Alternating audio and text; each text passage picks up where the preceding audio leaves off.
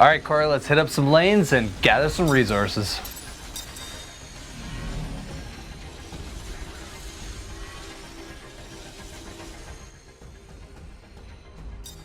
All right, Cory, so we got our hands on Golem Gates, this kind of really interesting card game RTS style. Yeah. What did you think about this game? Again, cool, kind of mixing two genres together. We got card collecting game and real-time strategy game. Two genres that I actually haven't gotten into in a while. I was a big Hearthstone guy. I played a ton of StarCraft when I was younger. That was pretty much my exposure to both of these genres. And this game seems to do a good job of kind of meshing the two together.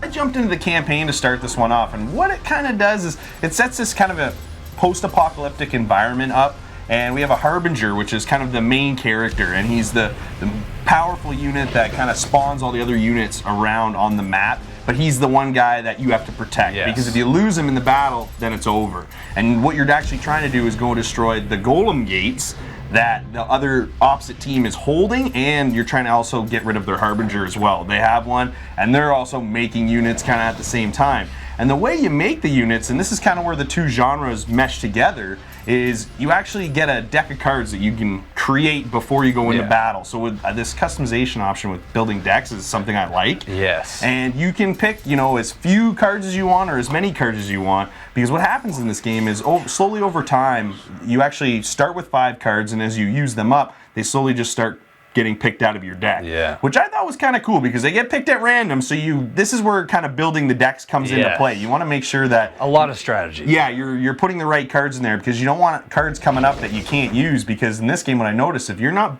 continually building units to kind of achieve the moving forward, collecting different mana nodes around the map, which actually the mana is what you use to use your cards, and it slowly builds up over the course of battle, and each unit kind of costs so much mana to use.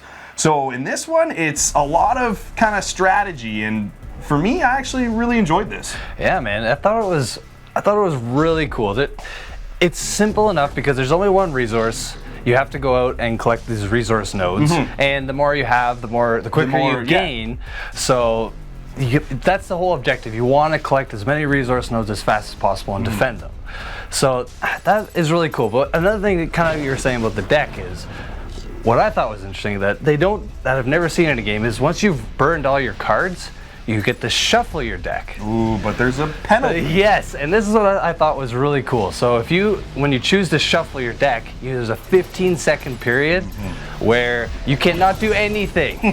You're at basically your opponent's mercy. So the main campaign of the game is actually comprised of 15 total missions, where you're kind of slowly starting to figure out the story in this one, and the idea is your Harbinger is being tasked with kind of purging the bad from this post-apocalyptic world. And when I say post-apocalyptic, it certainly looks that way. This map has all those kind of features, right? Everything's kind of broken down, and it's kind of futuristic a little bit. But what I did find is that it's kind of dark. It is very dark. Because there's a fog of war effect in this game, where you can only really see where your units are, or where you have, holding different positions on the map. So you'll see that fog kind of lift. And those are the only places you can build units and also just visually see, because the rest of the map is then dark. And then when you kind of couple that with dark features of the map already, I found you kind of almost lose some of your units sometimes because of the environment itself. Yeah, and you want to know what? This game graphically is actually beautiful. If you zoom in and actually look at the characters and the models in the game, they look really good. It is a really impressive RTS style game, for sure, but it does take away from the graphics when it's a little just too dark. Yeah, you don't. And then you're like you were saying before too to me, is you lose your units. Well, yeah, that's the thing. So you end up building, you can build quite a few units at once, especially if you let that mana meter really build up. You can get a lot of characters or a lot of units down on the map at once. And when they start to clash with enemy units, I almost lose where these particular units are, because every unit has different stats. So you want to use them a certain way, right? You might have your big tank unit, and you've got smaller support units, things like that. But what I noticed is when they start to mesh together, then I start to lose where everybody is. So I ended up just kind of like mass clicking on everybody and just getting them to attack one person. Like, I don't know who's doing what, but I'm winning, so it's just going to keep going that way. But so that's kind of something I didn't really enjoy.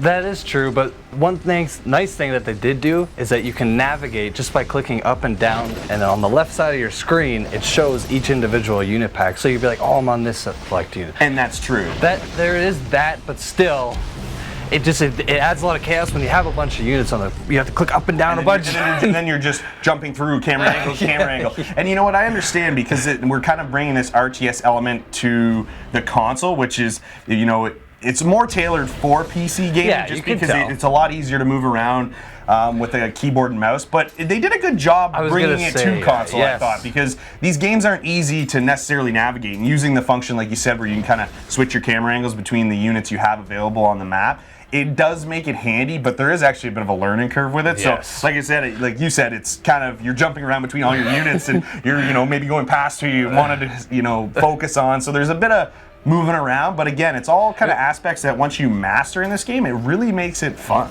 Yeah, and honestly, like, it rivals Halo Wars 2 controller scheme, because I haven't actually seen an RTS on a console, or I call this an RTS, not really RTS, but this style of game, RTS right? RTS elements, yeah. So this style of game, it's really good, the controller scheme, actually. Yeah, they did a really good job of bringing a, you know, general PC style game to console. And like I said, now that we've got these two genres kind of meshed together, it's a nice kind of fresh take on a card collecting game and an RTS. Because of the way they kind of just meshed them together, I thought they did a really good job at how they delivered the game in total. But what I didn't really like is that there is an online aspect, and we did get early access to this game, but what I found is the community not to be very large, so it was tough to get matches. We could play locally against each other or against computers, but the nice thing is I like multiplayer online gaming, so I like to kind of challenge myself playing other people online, and I wasn't able to do that with this, so for me it kind of loses a couple points there, but I'm hoping upon release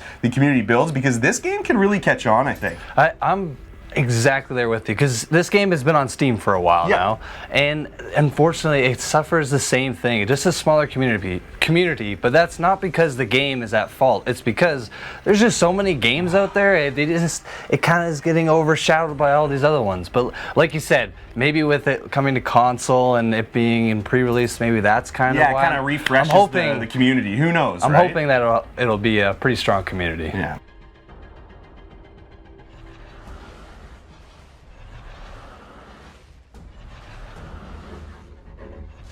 So if we got to wrap this one up and you got to score Golem Gates, what are you going to give this one? Honestly, I'm going to give it a 7.5. Yeah? Yeah, it's a solid game. It's worth its value. Oh yeah, for sure. You know what? I enjoyed this game. Like I said, kind of a fan of both genres. Haven't played them in a while. Now that I've got a game that kind of meshes the two together, it looks good. It sounds good. I thought the gameplay was great. There are some things that they could change, but overall, I thought this was a really great game. So I'm actually going to give it a 7.5 as well. Nice.